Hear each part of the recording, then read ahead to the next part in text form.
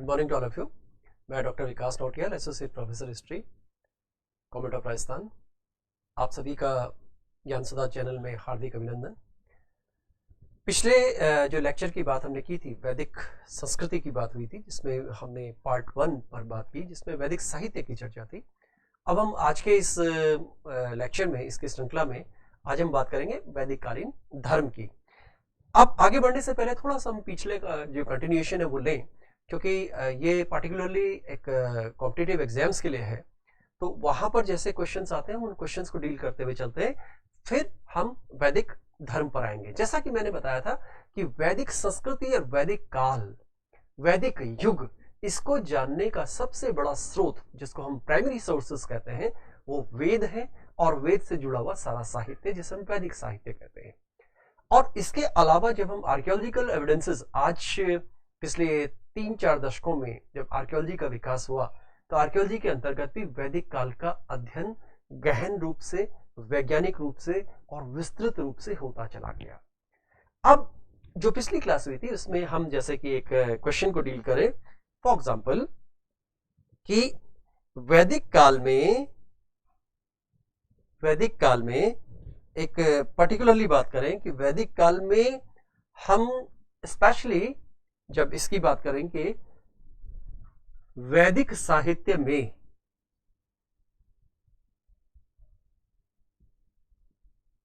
सम्मिलित नहीं है, वैदिक साहित्य में सम्मिलित नहीं है। 1, 2, 3, 4। कुछ एग्जाम्स में तो 1, 2, 3, 4 लिखा होता है, कुछ जगह ABCD लिखा होता है। 1, 2, 3, 4 जैसे इसमें आ गया यजुर्वेद, सामवेद,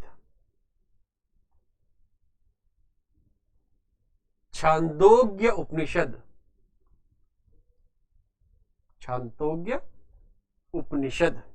और नंबर 4 हमने लिया पुराण।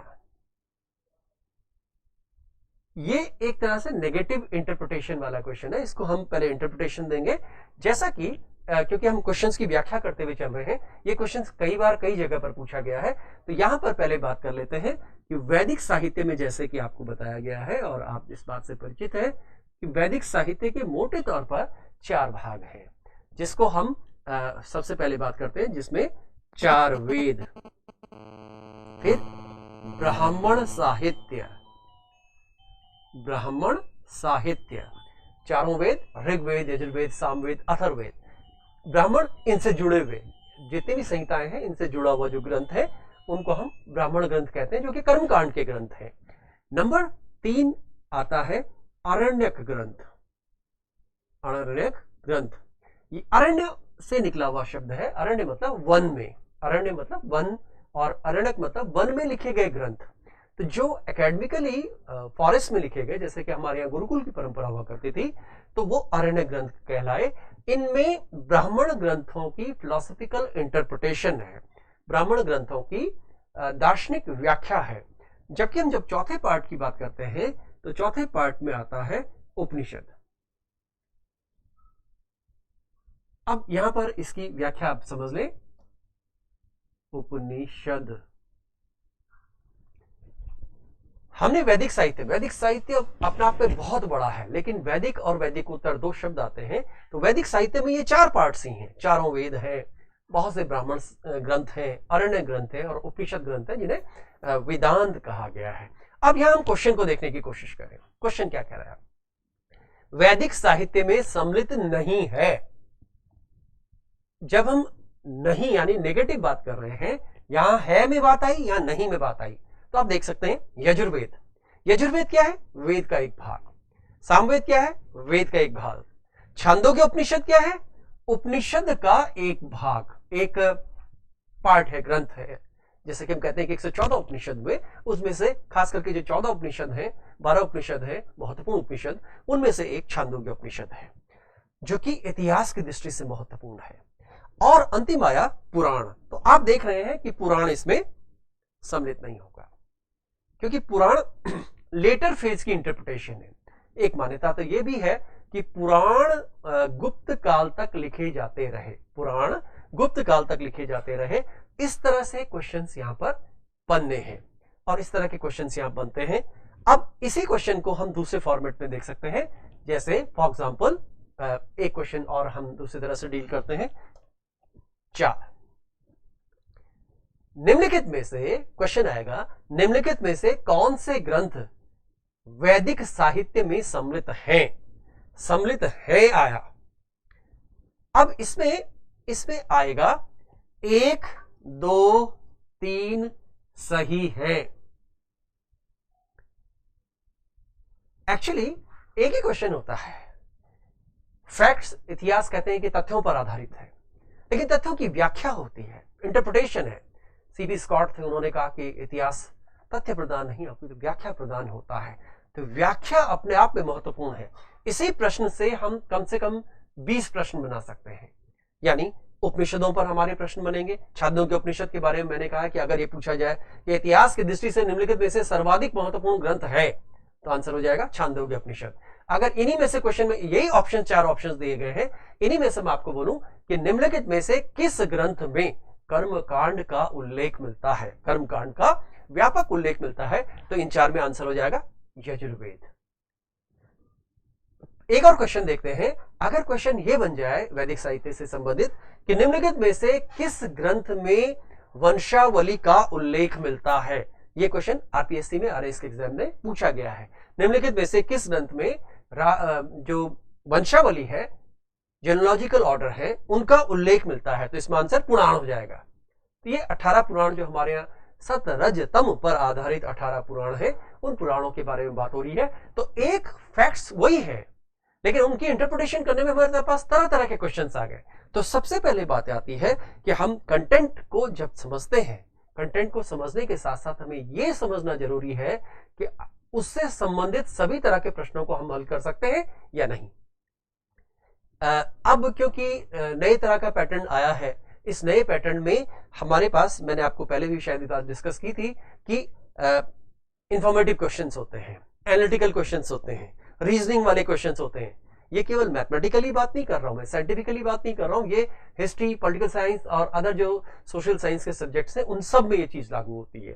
तो अब वापस मैं अपने बिंदु पर आता हूं, ये क्वेश्चंस के फॉर्मेट को लेने के बाद कि किस तरह से क्वेश्चंस हम वैदिक काल की बात करते हैं। ये एक सामने एक छोटा सा चित्र आपके सामने आ रहा है, इसमें आप देख सकते हैं कि किस तरह से ये कुछ वैदिक ऋषि है, ये ऋषि कुछ कर्मकांड कर रहे हैं, ये एक यज्ञ कर रहे हैं और यज्ञ की वेदी के चारों तरफ ये लोग बैठे हैं। और आप गौर करेंगे कि इनमें एक महिला भी है। बाद के काल में ये नहीं था, लेकिन ऋग्वैदिक पीरियड में ऐसा था। अब हम इस बात को करने के लिए थोड़ा सा इसका एक, जिसको हम कॉन्फ़िगरेशन कहते हैं, प्रेजेंटेशन की कॉन्फ़िगरेशन, हम इसको करेंगे कैसे, डील कैसे करेंगे, तो उस बात की मैं चर्चा आपसे कर लेता हूं। एक बार वन बाय वन बात करते हैं कि किस तरह से इसको लें। वैदिक धर्म, वैदिक रिलीजन, वैदिक रिलीजन, वैदिक धर्म क्या है और इससे रिलेटेड हमारी बातें क्या क्या होंगी। हम सबसे पहले इस पर बात करेंगे कि वैदिक धर्म को जानने के हमारे पास स्रोत क्या है, अर्थात हिस्टोग्राफी क्या कह रही है। हिस्टोग्राफी, इतिहास लेखन क्या कह रहा है, हमको कहां से पता लगता है कि वैदिक काल में ये देवता थे, ये मान्यताएं थी, ये दर्शन था, ये फिलॉसफी थी, ये कहां से पता लगता है। तो सबसे पहले बात हिस्टोग्राफी पे की, तो उसमें हमने देखा कि 4 वेद, जो अभी मैंने थोड़ी देर पहले चर्चा की थी, कि संपूर्ण प्रकार का जो वैदिक साहित्य है वो इसका स्रोत है। और इस स्रोत को कहेंगे हम प्राइमरी सोर्सेस। क्या कहेंगे? Primary sources. जब हम दूसरी बात की चर्चा करेंगे तो एक आता है सेकेंडरी सोर्सेस। सेकेंडरी सोर्सेस, जैसे जब अंग्रेज यहां पर आए तो उन्होंने वैदिक काल के बारे में पढ़ना लिखना शुरू किया, बताना शुरू किया। तो एक क्वेश्चन आया कि क्या वैदिक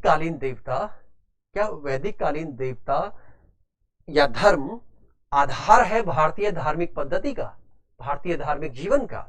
तो एक बहुत बड़ा नाम आता है मैकडोनाल्ड।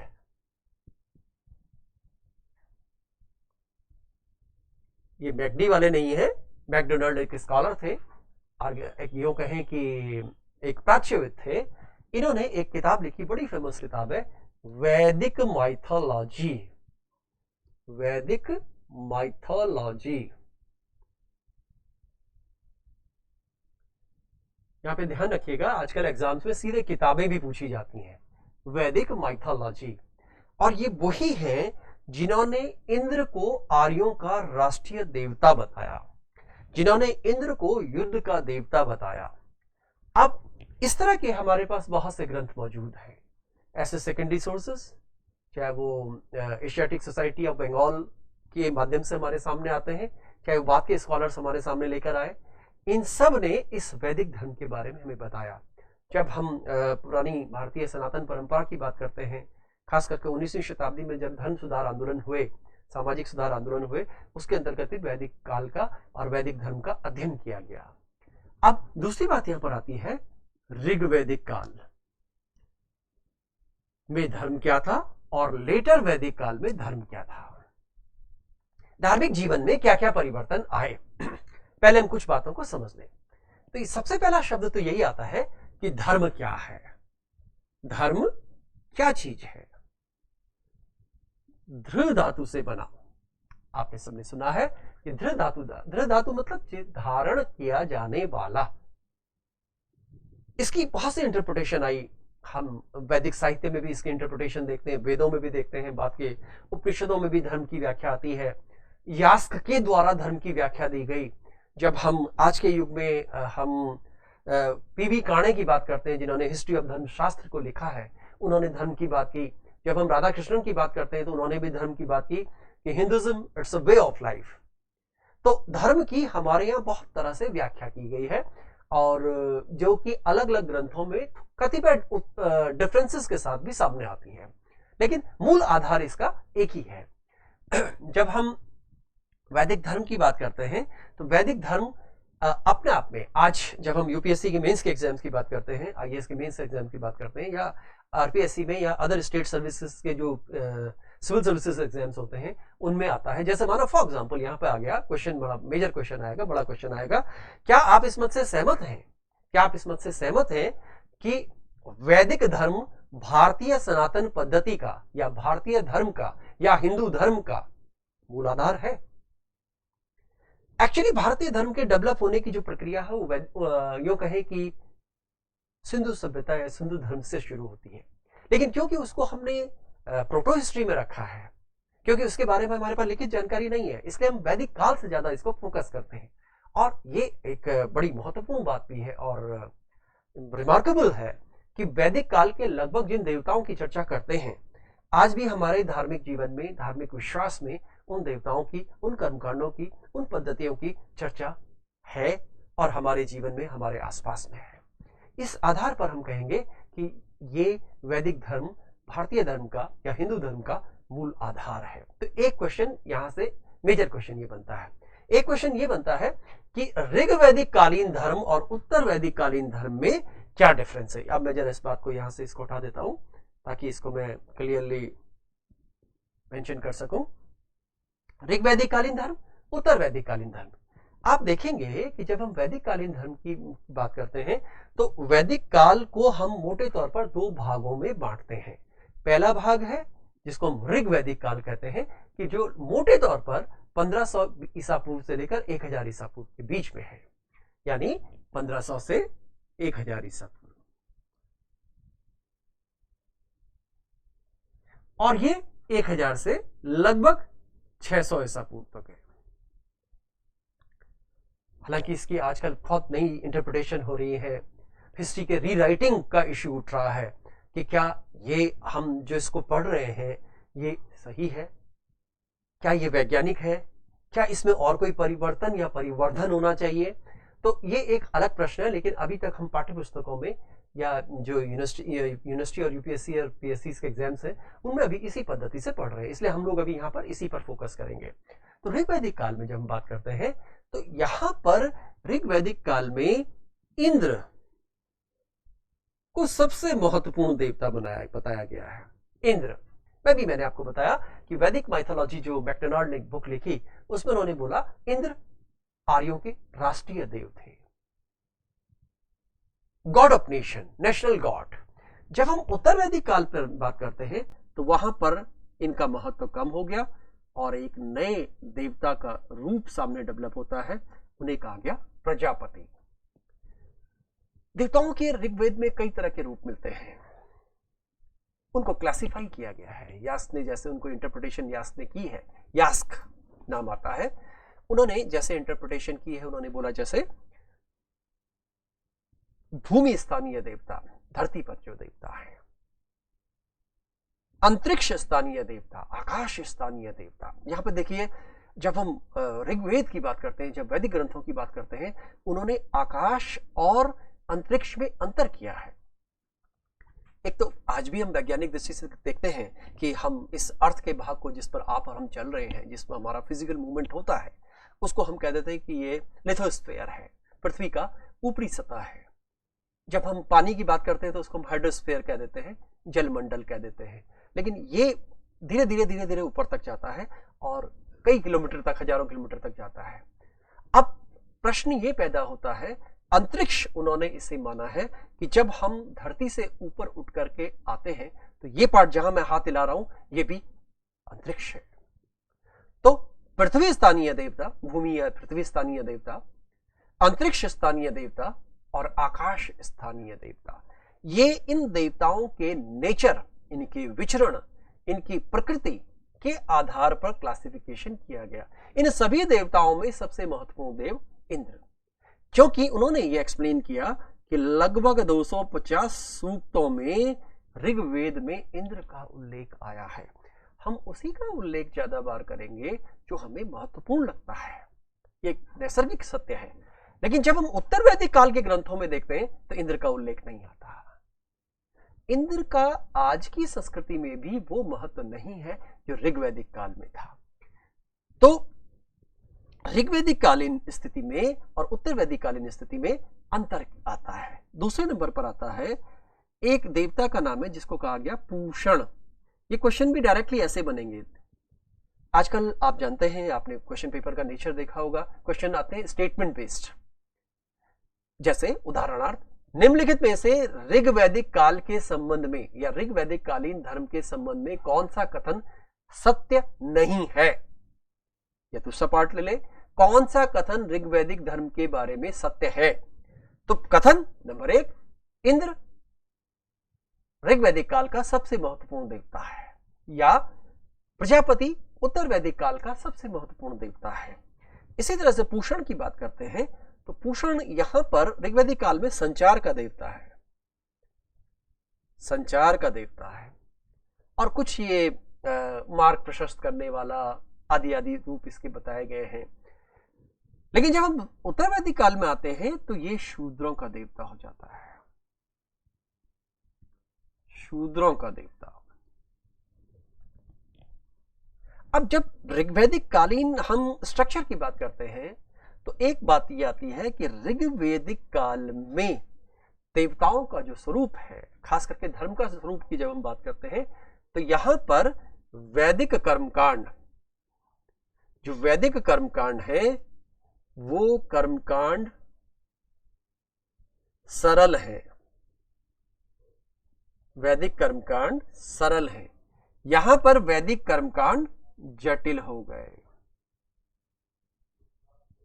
जैसे उदाहरणार्थ हम बात करें कि यहां पर जब हम ऋग्वैदिक काल की बात करते हैं तो प्रार्थनाएं हैं, ऋचाएं हैं,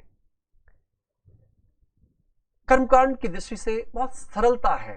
लेकिन जैसे जैसे हम इधर की तरफ बढ़ते हैं, समय के साथ साथ हम 1000 BC को क्रॉस करते हैं, यानी लगभग आज से 3000 साल पहले, तो उसमें ये जटिलता, कर्मकांडीय रूप बढ़ता जाता है।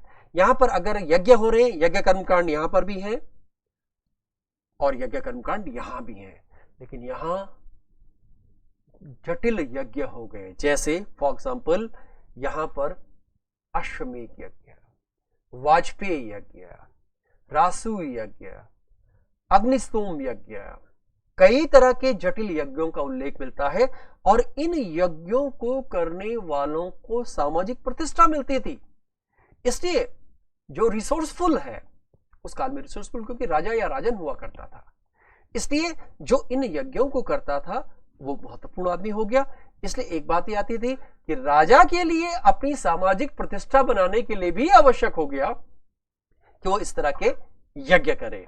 तो यज्ञ कर्मकांड अपने आप में यहां बड़े जटिल होते चले गए।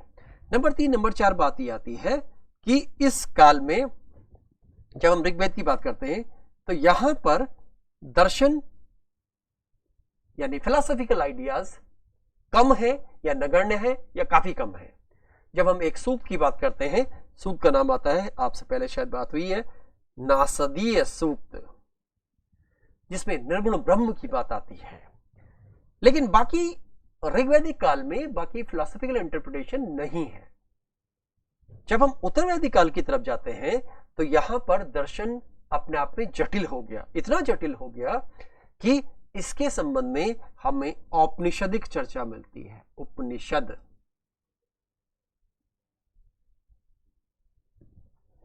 यहां पर जब हम यहां बात करते हैं तो यहां पर बहुत सरल रूप है या रूप नहीं है, यूं कहें नगण्य है। जब हम उत्तरवैदिक काल में बात करते हैं तो यहां पर बात आती है कि ज्ञान, जीवन क्या है। एक्चुअली कुछ एक बात ये भी आती है, आप सब लोगों ने ये भी सुना होगा कि बहुत सारी बातें हमारे आपके जीवन में भरे पेट की बातें होती हैं।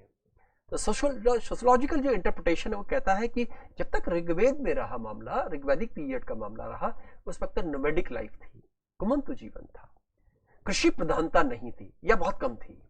जब हम उत्तरवैदिक काल की तरफ जाते हैं तो यहाँ स्थायी जीवन आ गया, खेती काफी थी, रिसोर्सेज अवेलेबल थे, इसलिए लोगों ने चिंतन की प्रक्रिया शुरू की और समाज का एक वर्ग जिसे हम क्रिएटिव सोसाइटी कहते हैं, वो क्रिएटिव सोसाइटी चिंतन की तरफ आ गई।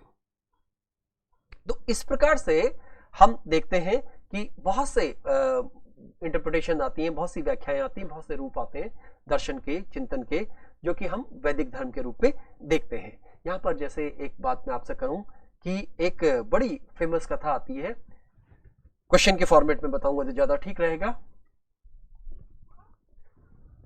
सत्यकाम जाबाल,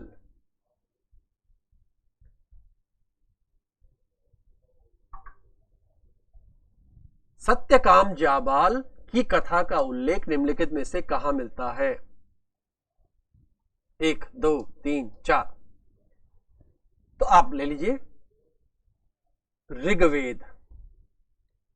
नंबर 2 छांदोग्य उपनिषद, पुराण, ऐत्रेय ब्राह्मण।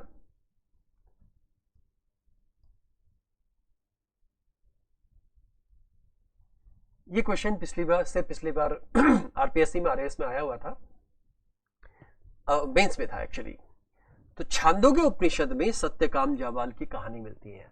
सत्यकाम जाबाल, यहां पर एक बात और है, इस काल में मां के नाम के साथ भी हमें लोगों का नाम मिलता है। ये सत्यकाम जाबाल, सत्यकाम व्यक्ति का नाम है, मेल मेंबर का नाम है, और इसकी मां का नाम था जाबाला। ये सत्य बोलने वाला था, चिंतनशील था, धार्मिक व्यक्ति था, आध्यात्मिक व्यक्ति था, इसलिए इसके नाम के साथ नाम जुड़ा, अपनी मां का नाम जुड़ा, सत्यकाम जाबाल।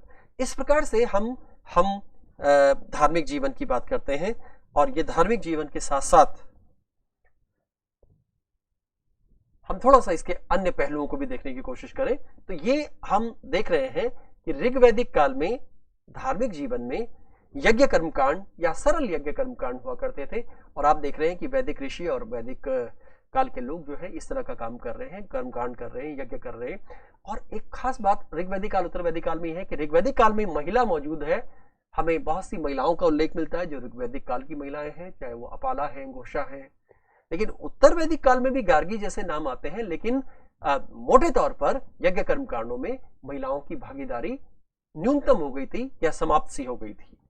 यहां पर हम चर्चा करें, ये वैदिक गॉड्स है, यानी कि वेदों में वर्णित ईश्वर देवता, और इसमें सबसे पहले आप नाम देख लीजिए इंद्र। ये एक इमेजिनरी पिक्चर्स है, इंद्र का उल्लेख आया है, ये वॉरियर गॉड है, प्राइमरी वॉरियर गॉड, यानी कि मैंने आपको बताया था कि देवताओं का राष्ट्रीय देवता, राष्ट्रीय एक यूं कहें कि देव है या आर्यों का राष्ट्रीय देव है, ये इंद्र के रूप में आया है। मैंने आपको बताया था 250 सूक्त इसमें मौजूद है। और विशेष रूप से जैसा कि ऋग्वेद में चर्चा आती है कि इंद्र के लिए पुरंदर, अपसुजित, वृतहंता आदि कहा गया। पुरंदर पुरों को तोड़ने वाला। इसीलिए जब हम व्हीलर की बात करते हैं सिंधु सभ्यता के संदर्भ में, तो व्हीलर ने इसका अध्ययन जब किया तो उन्होंने इस बात को कहा कि इंद्र ने अनार्यों के किलों को तोड़ा, सिंधु वासियों के किलों को तोड़ा, उनके पास पुर हुआ करते थे, इसलिए इसे पुरंदर कहा गया। जब हम अग्नि की बात करते हैं तो अग्नि दूसरी महत्वपूर्ण देवता है और इसका संबंध आज भी हम देखते हैं कि हर यज्ञ कर्मकांड में हम जो अग्नि का उल्लेख सब जगह आता है।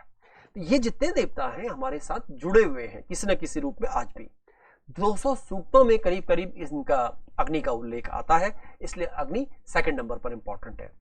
जैसे हम देख रहे हैं सूर्य के कई रूप बताए गए, सूर्य के कई रूप बताए गए। वैसे तो मोटे तौर पर 5 रूप आते हैं, लेकिन सामान्यतः 2 रूपों का वर्णन आता है, सावित्र रूप और वैविश्यवान रूप। जब हम गायत्री मंत्र की बात करते हैं जो कि ऋग्वेद के लगभग 3रे मंडल में मिलता है, जो कि विश्वामित्र से संबंधित है, तो वहां पर सूर्य के सावित्र रूप को गायत्री मंत्र समर्पित किया गया है। तो ये मुख्य रूप से मैंने आपको ये भी बताया था कि 3 तरह के देवताओं की चर्चा आती है, पृथ्वी स्थानीय, अंतरिक्ष स्थानीय और आकाश स्थानीय। ये आपके सामने कई जो गॉड्स आ रहे हैं, जरा एक बार उनकी चर्चा एक बार फिर से देख लें। इंद्र, वरुण, अग्नि, विष्णु, रुद्र। ये रुद्र शिव के रूप में है। सोम का उल्लेख, सोम एक बेसिकली वनस्पति का देवता है। ये जैसे इस ऑर्डर में यहाँ पे लिखा हुआ है, इनके आप सीधे सीधे सुमेलित कीजिए या मैचिंग के क्वेश्चंस भी इन पे बनते हैं। एक विशेष बात ये आती है ऋग्वैदिक काल में कि वहां पर महिलाओं का भी देवियों के रूप में उल्लेख आता है। जैसे यहाँ पर उषा आया है, मैं यहाँ पे नाम लेके आपको कह दूं, उषा,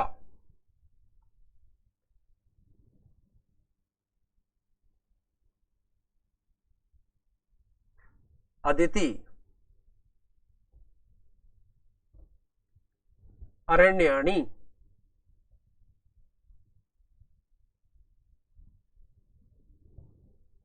इस तरह की बहुत सी देवियों का उल्लेख ऋग्वैदिक काल में आता है, लेकिन उत्तर वैदिक काल में ऐसा कोई उल्लेख नहीं है। तो इस प्रकार से हम ऋग्वैदिक काल के देवों का महत्व समझ सकते हैं। जब हम उत्तर वैदिक काल में आते हैं तो उत्तर वैदिक काल में मैंने आपको बताया था कि प्रजापति महत्वपूर्ण देवता है। रुद्र का उल्लेख यहां पर भी मिलता है। रुद्र को बाद में शिव से जोड़ लिया गया और रुद्र के बहुत से नाम हम ऋग्वेद में भी पाते हैं और बाद में भी पाते हैं। और धीरे धीरे देखते हैं कि जब हम गुप्तकाल तक आते हैं तो ब्रह्मा, विष्णु, महेश, त्रिदेव के रूप में ये कंसेप्ट आता है। एक मैंने पूषण देवता की चर्चा की थी कि जिसको मैंने कहा था कि बाद में उत्तर वैदिक काल तक आते आते ये शूद्रों का देवता हो गया, जबकि प्रजापति उत्तर वैदिक काल का सबसे महत्वपूर्ण देवता रहा। अब यहाँ पर आपने देखा ये रुद्र का रूप है और लेटर वैदिक में प्रजापति, ये लॉर्ड विष्णु का रूप हमें ऋग्वैदिक काल में भी मिलता है, लेकिन वहां पर वो महत्वपूर्ण नहीं है। लेकिन धीरे धीरे हम बाद के काल में देखते हैं कि विष्णु का भी महत्व हो गया। उत्तर वैदिक काल में जो एजुकेशनल सिस्टम था, एक तो गुरुकुल का पद्धति का उल्लेख आता है। तो जो वैदिक शिक्षा है, वैदिक पद्धति है, उस वैदिक पद्धति का मूल संबंध हम गुरुकुल से देखते हैं। और इन सभी तरह के ग्रंथों को पढ़ने का, जिसको हम ब्राह्मण शिक्षा कहते हैं, आप सब ने सुना इस बारे में कि भारत का जो सबसे महत्वपूर्ण और प्राचीनतम विश्वविद्यालय है वो तक्षशिला विश्वविद्यालय था। तो तक्षशिला में शिक्षा क्या दी जाती थी? वह ब्राह्मण शिक्षा दी जाती थी। उस ब्राह्मण शिक्षा के ये महत्वपूर्ण भाग हुआ करते थे कि इसमें वेद हैं, इसमें वेदों से जुड़े हुए ग्रंथ हैं, वेदांग हैं, उपवेद हैं, ब्राह्मण ग्रंथ हैं, अन्य तरह के ग्रंथ हैं, इनका सबका उल्लेख और सबके अध्ययन हुआ करता था। ये आचार्य पद्धति यानी गुरुकुल पद्धति, यहाँ पर एक शिष्य होगा और इसके अंतर्गत हम जब ब्रह्मचर्य आश्रम का उल्लेख पाएंगे तो उस ब्रह्मचर्य आश्रम में बच्चा शिक्षा लेने के लिए गुरु के पास जाएगा।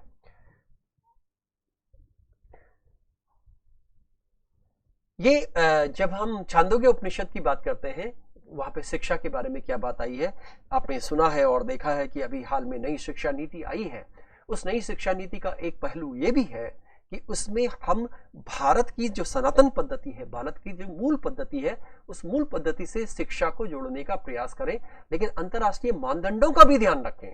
अंतर्राष्ट्रीय जो नए परिवर्तन हो रहे हैं उन परिवर्तनों को भी समावेशित करें। इसलिए सबसे पहले हम वहां पे वैदिक शिक्षा की ही बात करते हैं। इसीलिए आपने सुना होगा कि संस्कृत को महत्व दिया जाने लगा है, वैदिक शिक्षा या गुरुकुल पद्धति के को रिकंसिडर करने की बात आई है। तो इस तरह से यहां पर हम अपरा विद्या और परा विद्या के रूप में शिक्षा को पाते हैं। ये आपके सामने गुरु शिष्य परंपरा है। एक आती बात दार्शनिक विचारधारा। भारत में जब हम दर्शन का उल्लेख पाते हैं, ये क्वेश्चन बड़ा इंपॉर्टेंट और खूब पूछा जाता है कि 6 स्कूल हिंदुस्तान में, भारत में बताए गए हैं भारतीय संदर्भ में। वैसे तो षड दर्शन इसको बोला जाता है। इन षड दर्शन में 6 का उल्लेख आता है। न्याय है, वैशेषिक है, मीमांसा है, सांख्य है, योग है। मीमांसा में उत्तर मीमांसा, पूर्वी मीमांसा दोनों का उल्लेख आता है, और एक का संबंध वेदों से है, एक का संबंध उपनिषदों से है। तो ये योग की पद्धति, सांख्य की पद्धति, ये सारा इसका एक सेपरेटली हम इसको टेकअप कर सकते हैं। और इस तरह से हम इस टॉपिक को आज यहीं पे समाप्त करते हैं। इससे रिलेटेड किसी के कोई भी क्वेश्चंस हो वो कमेंट बॉक्स में डालें, हम इसका आंसर करने का प्रयास करेंगे। थैंक यू, धन्यवाद।